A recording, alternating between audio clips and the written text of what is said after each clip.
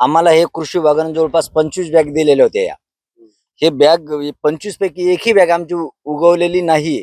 15 दिवस झाले पेरून याला जवळपास, म्हणजे 15 नाही 10 दिवस झाले याला पेरून. 1 तारखेला पेरणी झालेली आहे. आजपर्यंत त्याच्यानंतर आजूबाजूला पेरण्या झालेला आहे. ते बियाणं सुद्धा तरारून उगलेलं आहे. हे बियाणं कालच कृषी विभागाचे अधिकारी येथे पाहून गेलेले आहेत.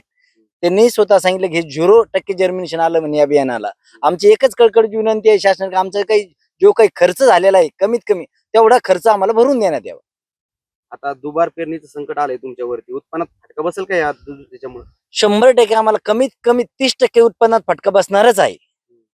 कारण ऑलरेडी 10 दिवस लेट झाले ना, आणखीन 2 दिवस थांबायचे. आता आज कृषी विभाग आपल्या महामंडळाचे पाटील साहेब ते म्हणे मी स्वतः सकाळीच त्यांचा फोन आला, तर ते म्हणे मी एकदा बघून घेतो म्हणे. तर ते आणखीन काही आले नाही, पण ते येतील असं म्हटलेले आम्हाला. तुमची काय मागणी आता प्रशासनाला? आमचे काही नाही, आमचा जो खर्च झालेला आहे तेवढा तत्काळ शासनाने द्यावा. आम्हाला बियाणंही शासनानं दिलं लवकर तर आमचं पेरणं होईल, हीच आमची शासनाकडे मागणी आहे. काय नाव तुमचं? अंकुश सुखदेव परकाळ, रेवगाव. आमच्याकडे महाबीजच्या जे 444 लॉटचं बियाणं आहे, KDS 992 फुले दुर्वा व्हेरायटी आहे. एकूण 40 शेतकऱ्यांच्या तक्रारी प्राप्त झालेल्या आहेत काल आणि परवा दिवशीमध्ये. त्याच्यापैकी आम्ही काल 15 शेतकऱ्यांच्या तक्रारीची पाहणी केलेली आहे. ते पाहणीच्या अनुषंगाने जे चे बियाणं होतं त्या बियाण्याचं आम्ही नमुना तपासणीसाठी काढलेलं आहे आणि प्रयोगशाळेत सुद्धा पाठवत आहोत. पुढील प्रक्रिया चालू आहे तपासणीनुसार.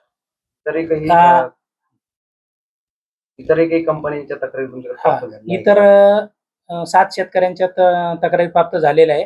त्याच्यामध्ये 3 ग्रीन गोल्डच्या आहेत, 3 बुस्टरचे आहे आणि एक अजित कंपनीची तक्रार प्राप्त झालेली आहे. तपासणी त्यांच्या सुद्धा सुरू आहे. तर या 2 ज्या बचत गटाच्या तक्रारी आल्या ते आपणच म्हणजे कृषी विभागाने जे मोफत बियाणं अंतर्गत वाटप केलेलेच आहे? हो हो हो हो त्या शेतकरी गटांनी ऑनलाईन केलेलं होतं. त्यांची निवड झालेली आहे आणि निवड होऊन त्यांना आपण बियाणं तालुका कृषी अधिकारी कार्यालयामार्फत देण्यात आलेलं होतं.